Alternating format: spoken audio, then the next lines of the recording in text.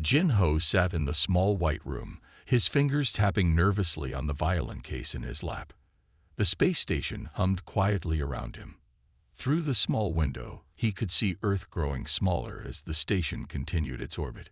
He had never left his home planet before, and now he was about to become the first human musician to perform for alien species. "Breathe," he whispered to himself, closing his eyes. He hadn't expected the medical examination to be part of the deal, but the station commander had been clear. All visitors to Larian space needed health clearance. The door slid open with a soft hiss. Jin-Ho's eyes widened as the alien stepped inside. She, at least Jin-Ho thought it was a she, stood nearly 7 feet tall. Her skin was a pale blue color that seemed to shimmer under the bright lights. 4 large eyes blinked at him independently, 2 focusing on his face while the others scanned the room. "Greetings, human Jin-Ho," the alien said, her voice coming through the translator device attached to her collar. "I am Nurse Elix. I will conduct your examination today." Jin-Ho stood up quickly, nearly dropping his violin case. "Hello," he said, bowing slightly from habit. "Thank you for seeing me." Elix tilted her head, all 4 eyes now focusing on him. "Seeing you is my assigned task," she replied matter-of-factly. "Please sit on the examination table." Jin-Ho nodded and moved to the metal table in the center of the room. He placed his violin case carefully on the chair he had just left. "What is that object?" Elix asked, one eye swiveling to focus on the case. "My violin," Jin-Ho replied with a small smile. "I'm here as part of the cultural exchange program. I play music." "Music," Elix repeated, making a note on her tablet. "Interesting. Larians perceive sound differently than humans. Your music may not translate well." Jin-Ho felt his heart sink a little. He had practiced for months, selecting pieces he thought would appeal across species. "I've studied what we know about Larian hearing. I hope some of it will be meaningful to them." "We shall see," Elix said, approaching with a handheld scanner. "First, we must ensure you carry no pathogens harmful to Larians or other species on the diplomatic station." The examination began with Elix waving various devices around Jin-Ho's body. Some beeped, others glowed, and one made a sound like falling rain. Jin-Ho sat still, watching with fascination as the alien nurse worked efficiently, her 4-fingered hands moving with surprising grace. "Your vital signs indicate stress," Elix noted after a few minutes. "Are you experiencing discomfort?" Jin-Ho shook his head. "Just nervous. This is my first time meeting aliens. I mean, people from other worlds." Elix's mouth formed what might have been a smile. "I am also experiencing what you might call nervousness. You are my first human patient." Something about this admission made Jin-Ho relax a little. Even across species, some experiences were universal. "How long have you been a nurse?" he asked. 27 cycles, Elix replied, pressing a cool device against Jin-Ho's neck. "Approximately 15 of your Earth years."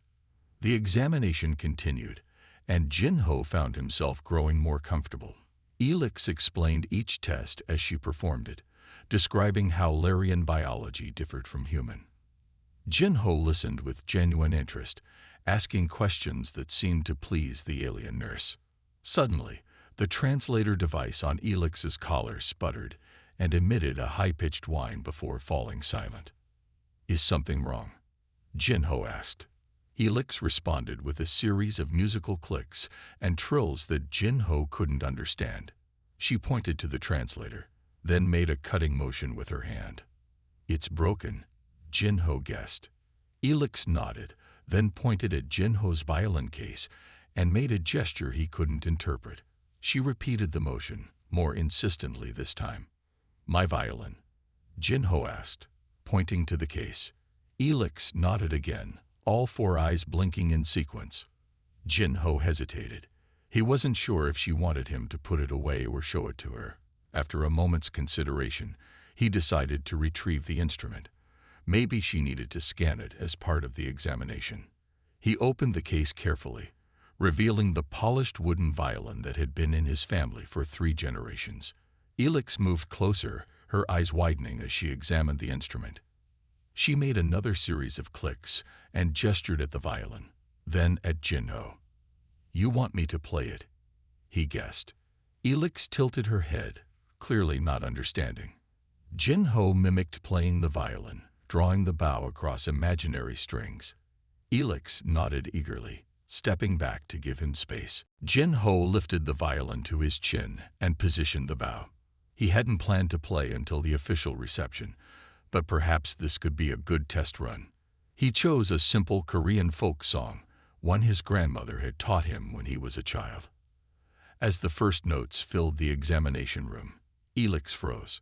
Her 4 eyes widened even further, and her mouth opened slightly. Jinho worried he had done something wrong, but continued playing, the familiar melody calming his own nerves. To his amazement, the air around him began to shimmer with faint colors that pulsed in time with his music. Blues and purples swirled near the violin, while greens and golds danced further away. Jinho had never seen anything like it, but he didn't stop playing. Elix was staring not at him, but at the colors in the air. She raised a hand slowly, as if trying to touch them. Her expression was one of complete wonder. The door slid open again, and 3 more Larians entered, probably drawn by the music. They too stopped and stared at the colorful display Jinho's violin was somehow creating. One of them, wearing what looked like a more elaborate uniform, spoke urgently to Elix. Without the translator, Jinho couldn't understand, but their excited gestures and the way they kept looking between him and the swirling colors told him something significant was happening. As Jinho played the final notes of the song, the colors lingered for a moment before fading away. The room fell silent. Elix turned to him, her eyes blinking rapidly. She pointed to his violin, then to her eyes, then made a sweeping gesture around the room where the colors had been.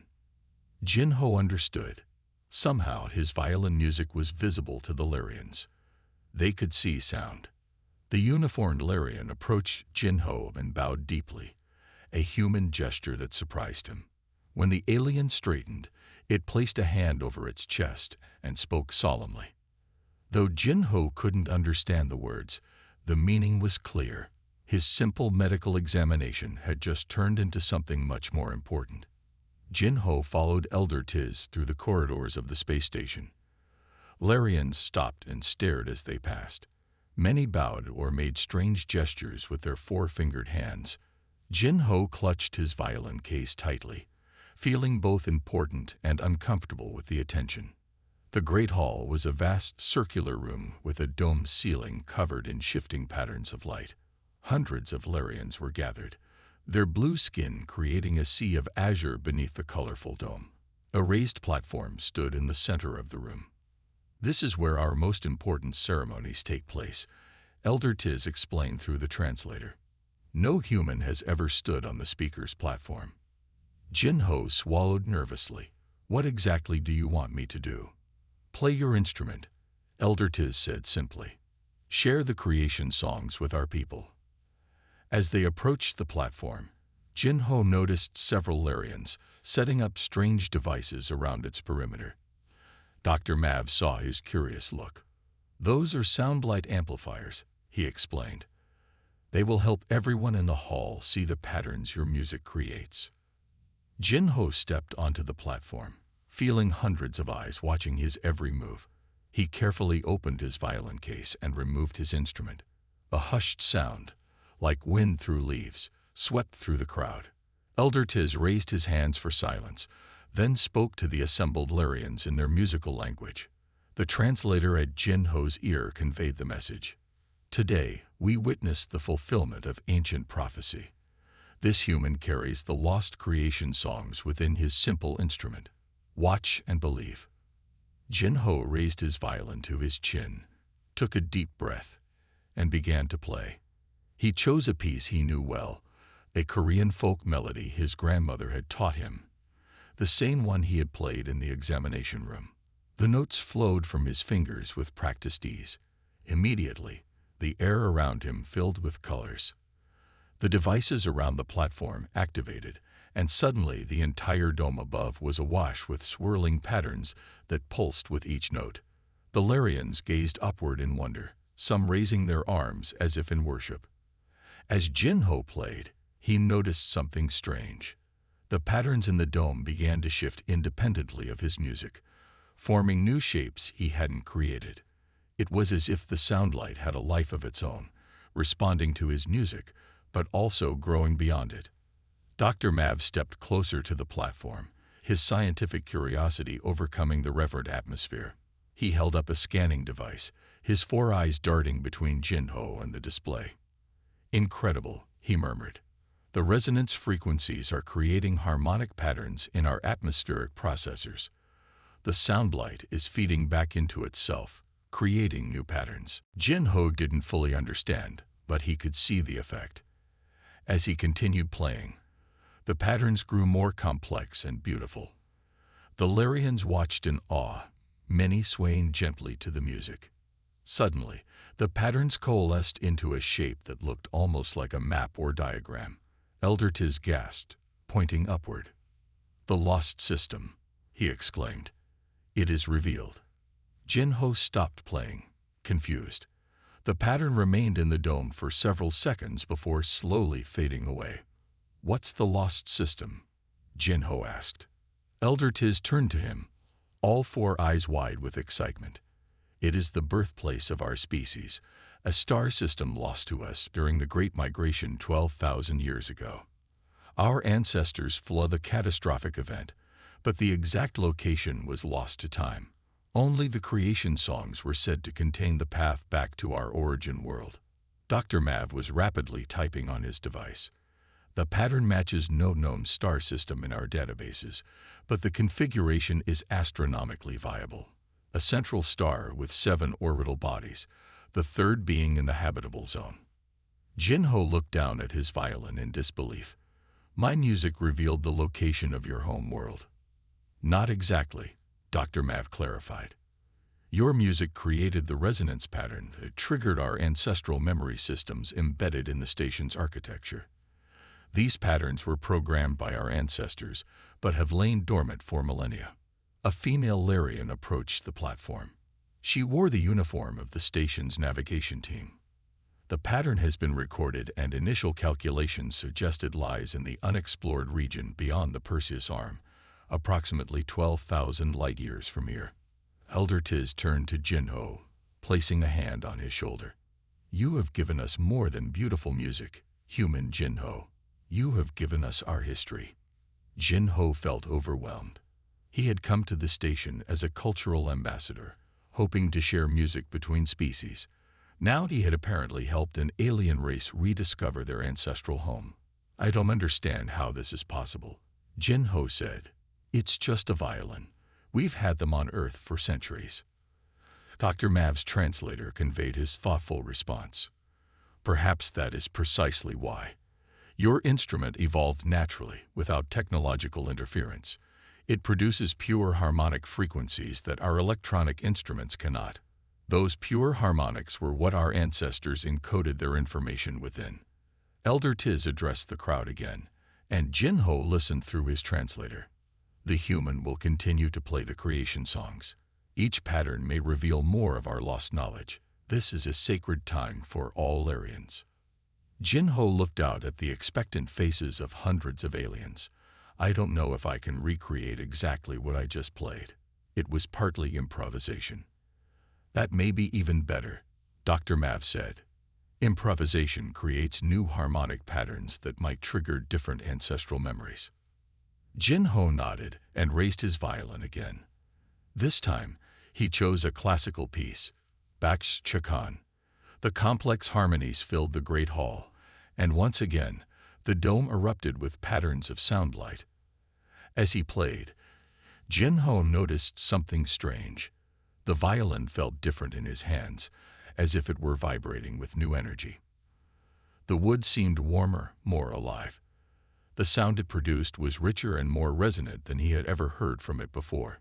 The patterns above changed again, forming what looked like complex equations and diagrams. The Lyrian scientists in the crowd began recording frantically, calling to each other in excited tones. When Jinho finally lowered his bow, his arm aching from the extended performance, a reverent silence filled the great hall.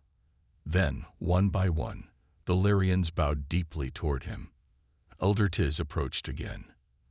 The second revelation shows the propulsion mathematics our ancestors used to cross the stars. This knowledge has been lost for thousands of years. Our current space travel methods are crude in comparison. Dr. Mav was studying his readings. If these equations are correct, they describe a method of folding space that our theorists have only dreamed of. This could revolutionize interstellar travel. Jinho carefully placed his violin back in its case. The instrument seemed to hum with residual energy, as if reluctant to be silenced. "I think I need to rest," Jinho said, suddenly feeling the exhaustion of the day's events. Elder Tiz nodded. "Of course, you have given us much to study already. Tomorrow, perhaps you will play again. There are 5 creation songs in total, according to our oldest texts." Jinho nodded, wondering what other secrets his grandfather's violin might help unlock. As he left the great hall, escorted by Nurse Elix, he heard the excited discussions of the Lyrian scientists behind him. "Your instrument is very special," Elix said as they walked. "It is changing how we see humans." Jinho looked down at the violin case in his hands. "I think it's changing how I see music too." Jinho sat nervously in the large meeting room, surrounded by diplomats from 12 different species. His violin case rested on the table in front of him. 3 days had passed since his discovery in the Great Hall, and everything had changed. The human ambassador, Director Park, sat beside him, looking both proud and concerned. "I still don't understand why I need to be here," Jinho whispered. "I'm just a musician." Director Park smiled tightly. "Not anymore. The Lyrians have requested your presence at all diplomatic meetings from now on. Your violin has become the most important instrument in galactic politics." Across the table, the Lyrian delegation entered. Elder Tiz led them, followed by Dr. Mav and 3 other high-ranking officials Jinho hadn't met. They took their seats with formal precision. "The Galactic Council will now hear the petition from the Lyrian Collective," announced the council chair, a tall reptilian being with iridescent scales. "This emergency session has been called at the Lyrians' request regarding their changed status." Elder Tiz stood. "Honorable representatives, we come before you with new information that requires immediate diplomatic reconsideration. For 2 centuries, the Lyrian Collective has been classified as a Category 3 civilization due to our limited understanding of our own historical technologies. Today, we request reclassification as Category 1. Murmurs spread through the room. Jinho didn't fully understand the significance, but Director Park's sharp intake of breath told him it was important. "That's a massive jump in status," the director whispered. "Category 1 gives them access to restricted technologies and full voting rights on the council." The council chair raised a hand for silence. "This is an extraordinary request, Elder Tiz. What evidence supports such a dramatic reclassification?" Elder Tiz gestured to Dr. Mav, who activated a holographic display in the center of the table. Complex equations and diagrams appeared, the same patterns Jinho's violin had created in the Great Hall. "These are the lost technologies of our ancestors," Dr. Mav explained. "Space folding propulsion systems, gravity manipulation, and energy conversion formulas far beyond current galactic standards. Our scientists have already verified their authenticity and begun practical applications." "How did you suddenly recover this lost knowledge?" asked a skeptical Centaurian diplomat. Elder Tiz turned and pointed directly at Jinho. "Through him. Through human music." All eyes in the room turned to Jinho, who fought the urge to slide down in his chair. "Explain," demanded the council chair. Dr. Mav took over, explaining how Jinho's violin had activated the dormant ancestral memory systems, revealing not only the location of the Lyrian homeworld, but also their advanced technologies. These discoveries were made possible through human-Lyrian cooperation. Elder Tiz added. Which brings us to our second proposal. Jin-Ho glanced at Director Park, who looked equally confused. We propose an exclusive alliance between the Larian Collective and Earth, Elder Tiz continued. In exchange for continued access to human musical instruction and instruments, we offer humanity full access to all recovered technologies. The room erupted into protests. The council chair banged a gavel repeatedly for order. This is outrageous, shouted the Centaurian diplomat. Such technology sharing would upset the balance of power throughout the quadrant. Director Park stood quickly. The Earth delegation was not informed of this proposal beforehand. We request time to consult with our government. The council chair nodded. Granted, but first, I wish to understand exactly what the human musician did. Can you demonstrate, young human? Jin-Ho looked at Director Park, who nodded encouragingly. With slightly trembling hands, Jin-Ho opened his violin case and removed his instrument. The room fell silent as he positioned it under his chin. What should I play? He asked quietly. Whatever you feel is appropriate, Elder Tiz replied. Jin-Ho closed his eyes and began to play. He chose Vivaldi's Spring from the Four Seasons, a piece full of life and energy. As he played, he heard gasps from around the table. Opening his eyes, he saw that the air above the table was filled with swirling patterns of light, visible to everyone in the room thanks to Larian technology. The patterns formed complex, beautiful shapes that shifted with each phrase of music. Jin-Ho noticed that different species reacted differently. The reptilian council chair's pupils dilated with wonder, while the Centaurian representatives covered their sensory organs as if overwhelmed. When Jin-Ho finished playing, the patterns lingered for a moment before fading away. The silence that followed was profound. I have never experienced anything like this, the council chair said finally. These patterns, they resonated with something deep within my species' memory as well. Our scientists have theorized about such harmonic connections between diverse life forms, but we've never witnessed it directly. Dr. Math nodded eagerly. That's precisely what makes human music so unique. The analog nature of their instruments creates pure harmonic frequencies that digital technology cannot replicate. These harmonics appear to access cellular memory across multiple species, not just Larians. The council chair turned to Director Park. Human ambassador, your species has been underestimated. This discovery changes your diplomatic status significantly. Director Park seemed stunned. Thank you, Chair. We had no idea our music could have such an effect. We propose, Elder Tiz said, standing again, that humans be granted Category 2 status immediately, with accelerated consideration for Category 1. More murmurs filled the room, but now they sounded more contemplative than outrage. The council chair tapped its claws on the table thoughtfully. I will call for a vote on both proposals, the reclassification of the Larian Collective and the status elevation for humanity. Additionally, I propose the creation of a new galactic cultural exchange program, centered on human music and its effects on various species. Jin-Ho carefully placed his violin back in its case, feeling dizzy with the implications. He had come to the station as a simple cultural ambassador, and now he was at the center of a diplomatic revolution.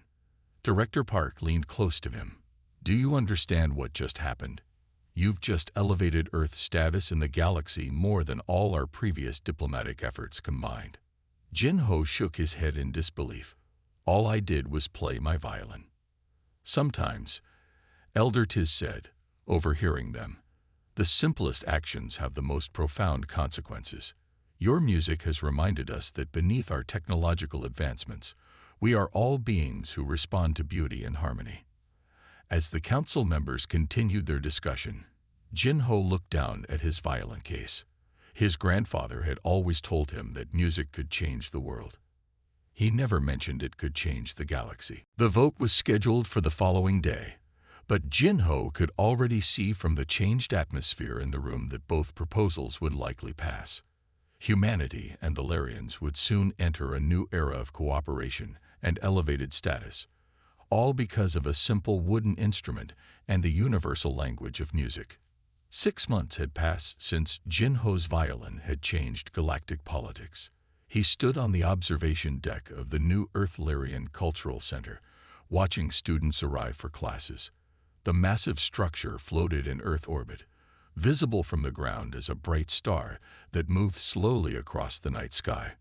"Professor Jin," called a voice behind him. Jinho turned to see Elix approaching. The Larian nurse who had first examined him was now the center's medical director. "The new instruments have arrived from Earth. 30 violins, 20 cellos, and 15 violas." Jinho nodded. "Good. We'll need them for the new students arriving from the Centaurian worlds." So much had changed. After the Galactic Council elevated both human and Larian status, the two species had quickly formed a unique alliance. Earth had become famous throughout the galaxy, not for its technology or military strength, but for its music. "The Larian ambassador wishes to speak with you," Elix continued. "Something about the homeworld expedition." Jinho followed Elix through the curving corridors of the cultural center. Students from a dozen different species passed by, many carrying instrument cases of various sizes. Some instruments were traditional Earth designs, while others had been modified to accommodate alien anatomies. Violins with wider fingerboards for four-fingered hands, wind instruments with multiple mouthpieces for species with different breathing apparatus. The Larian ambassador's office overlooked Earth. Ambassador Lon, who had replaced Elder Tiz when the Elder returned to lead the homeworld expedition, rose to greet Jinho. "Professor Jin, thank you for coming. I have wonderful news." The ambassador activated a holographic display showing the distant star system. "The expedition has confirmed that the coordinates revealed by your music are indeed our ancestral home. They have found ruins of our ancient civilization preserved beneath the surface of the third planet." Jinho studied the image with wonder. "Has Elder Tiz sent any recordings?" "Better than recordings." The ambassador smiled, revealing the small teeth that Larians usually kept hidden. "They found intact memory crystals containing our complete history. The technology to read them was among those revealed by your music." Jinho felt a sense of deep satisfaction. His grandfather's violin had helped an entire species rediscover their past. "I'm glad," he said simply. "There's more," Ambassador Lon continued. "The crystals contain musical notations, what we would call our own classical music. Elder Tiz believes there are striking similarities to Earth's classical traditions." "That's impossible," Jinho said. "Our civilizations developed light years apart. Perhaps not so impossible." The ambassador gestured to a chair, inviting Jinho to sit. "Our scientists have a theory. The harmonic frequencies that both our species respond to may be universal constants, mathematical relationships that any intelligent species would eventually discover." Jinho considered this, like how different cultures on Earth independently discovered similar mathematical principles. "Exactly. Music may be the truest universal language." The ambassador touched a control, and soft music filled the room. A strange, haunting melody that somehow reminded Jinho of Bach. "This is Larian music from 12,000 years ago. Listen to the harmonic structure." Jinho closed his eyes, analyzing the complex interplay of tones. "It follows the same mathematical ratios as our classical music, but with quarter tones we don't typically use." "Yes. And now, human musicians are incorporating these quarter tones into new compositions, creating music that speaks to both our species at a deep level." The ambassador switched off the music. "Which brings me to the reason I called you here. The Galactic Council has approved funding for a massive expansion of the cultural exchange program." Jinho raised his eyebrows in surprise. "How massive?" 1,000 new teaching positions, cultural centers on 27 worlds, and a conservatory vessel, a starship designed specifically as a traveling music school, with concert halls and teaching facilities. Jinho sat back, overwhelmed. "That's incredible. And you, Professor Jin, are being offered the position of Galactic Cultural Director." The ambassador handed him a data tablet. All the details are here. It would mean extensive travel, of course. Jinho thought of how far he had come from that nervous musician waiting for a medical examination. Now he was being offered leadership of the most important cultural initiative in the galaxy. "I'll need time to think about it," he said. "Of course." The ambassador stood. "Now, I believe you have a class to teach." Jinho nodded and made his way to the main concert hall. Inside, 30 students from 6 different species waited with their instruments. Some held violins, others held modified versions adapted for their unique physiologies. Jinho took his place at the front of the room and removed his grandfather's violin from its case. The instrument had been studied by scientists from a dozen worlds, yet no one could fully explain why it had triggered the Larian ancestral memories. Some things, Jinho believed, were beyond scientific explanation. "Today," he announced to this class, "we will continue exploring Bach's Partita in D minor. Remember to focus on the harmonic overtones. Those are what create the sound-light patterns that we can all perceive in different ways." He raised his bow and began to play the familiar opening notes. The air around him shimmered with colors, now visible to all species thanks to Larian technology that had been incorporated into the hall's design. As he played, Jinho observed his students. The young Larian in the front row closed all 4 eyes, swaying gently to the music. The Centaurian twins tilted their sensory stalks toward the sound. The reptilian student from the council chair's homeworld flared its neck frill in response to particularly beautiful passages. Different bodies, different sensory organs, different evolutionary paths, yet all connected through the mathematical perfection of music. When Jinho finished playing, he lowered his violin and smiled at his students. "Now let us play together. Remember what I've taught you about the connection between emotion and harmony. Music isn't just about playing notes correctly. It's about sharing how you feel." As the students raised their instruments and began to play together, the room filled with overlapping patterns of sound light. Jinho watched with pride as species that had once barely communicated now created beauty together. Later that evening, Jinho returned to the observation deck. Earth shone below, beautiful and blue. He thought about the ambassador's offer. Becoming Galactic Cultural Director would mean leaving Earth for long periods, traveling between stars to spread human music throughout the galaxy. He opened his violin case and touched the worn wood of his grandfather's instrument. The old man had died never knowing that his simple gift to his grandson would one day help unite different worlds. Jinho made his decision. He would accept the position. Music had always been about sharing emotions and connecting people. Now that connection would span the stars. He raised his violin and began to play a Korean folk song, the same one he had played during that first examination.